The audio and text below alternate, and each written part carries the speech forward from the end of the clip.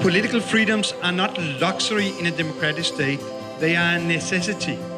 A democratic society cannot be built or preserved if freedom of assembly and freedom of association are not guaranteed, encouraged and respected.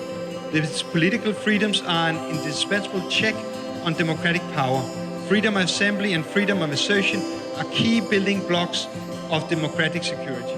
And this is said in relation to civil society and the importance to have a strong civil society. Through community organizing, in the context of people's issues, we were always guided by the principle that people will act if they are affected. People should articulate the issue to be able to present an option to the government.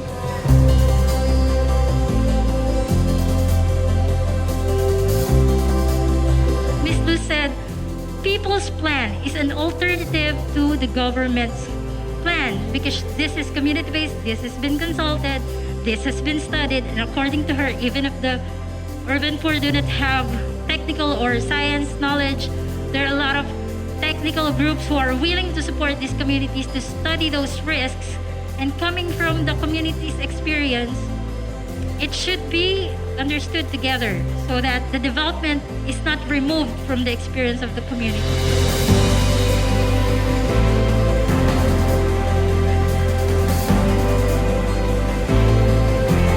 It didn't matter if you were an elementary graduate, high school graduate, or college graduate.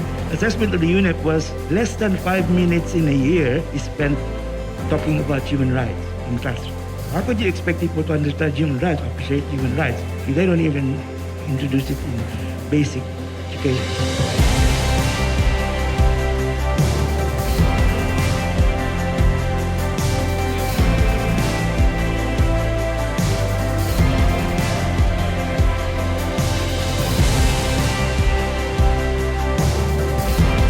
The sector which is most affected by all of the counterinsurgency operations by the government are the peasants and the indigenous peoples. Why? Because they are fighting for the right to self-determination and genuine agrarian reform in the rural areas.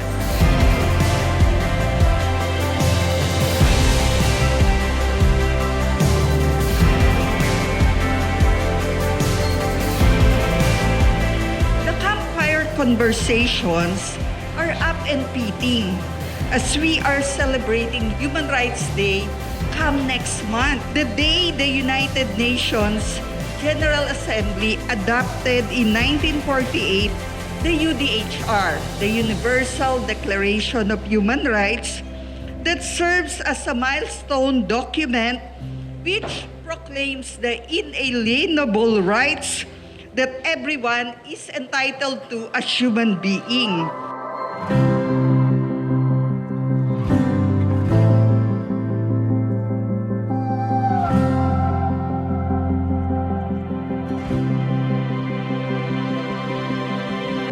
Before, we saw there were events like this, but we were not so vocal. But now, I said we have to be vocal. We have to tell our government partners, our CSO partners, like you, because even if we don't speak out, we're still being threatened, like this, in this way. So red tagging is not something harmless. It's not just something libelous or defamatory.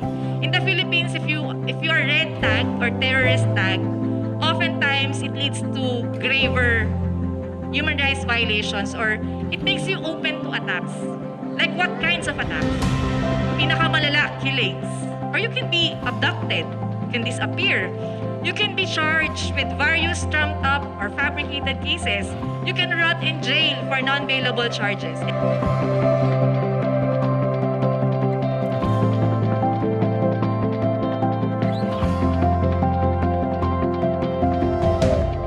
Famous long jumper Bob Beamon, when he won in Mexico City, he said, "Whatever I do, I never only do it halfway."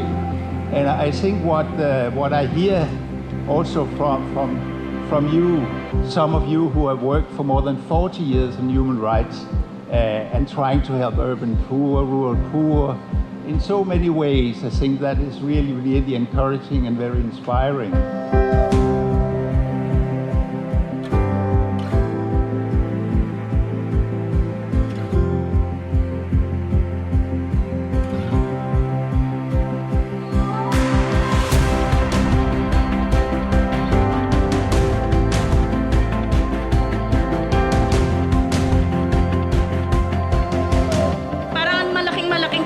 natin talaga ngayon, makikita nyo mismo sa tree. Iba-ibang issue. May kanya-kanyang interest yan. At pag nananalo, tumitigil sa laban.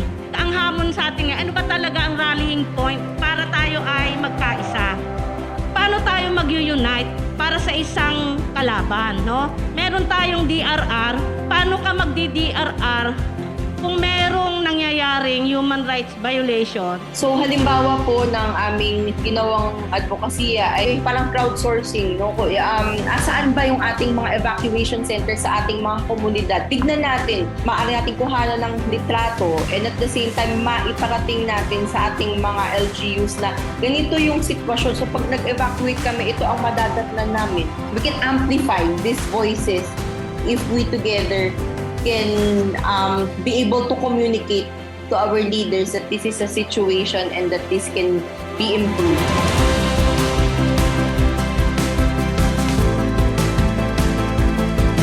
As a pre-service teacher, this conversation will help us to provide liberal, quality, and transformative human rights education towards the holistic development of not just to ourselves but also to our future students. Yung issue po parang para-parehas natin siyang na-experience. Then, meron na rin po tayong mga ginagawa sa mga sarili-sarili nating mga organization. So, siguro kung mas mapapalakas siya kung magsasama-sama at mag-organize tayo.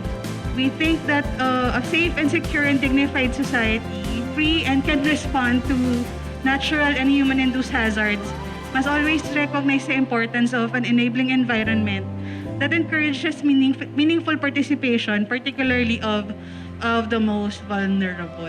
According to Eric, to our conversation a while ago, it will never be a campfire without guitar and songs, because that's what he experienced during a campfire conversation.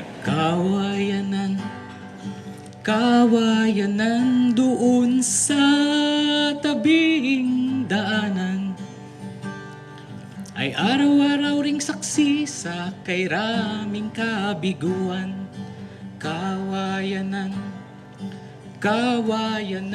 doon sa bandang silangan.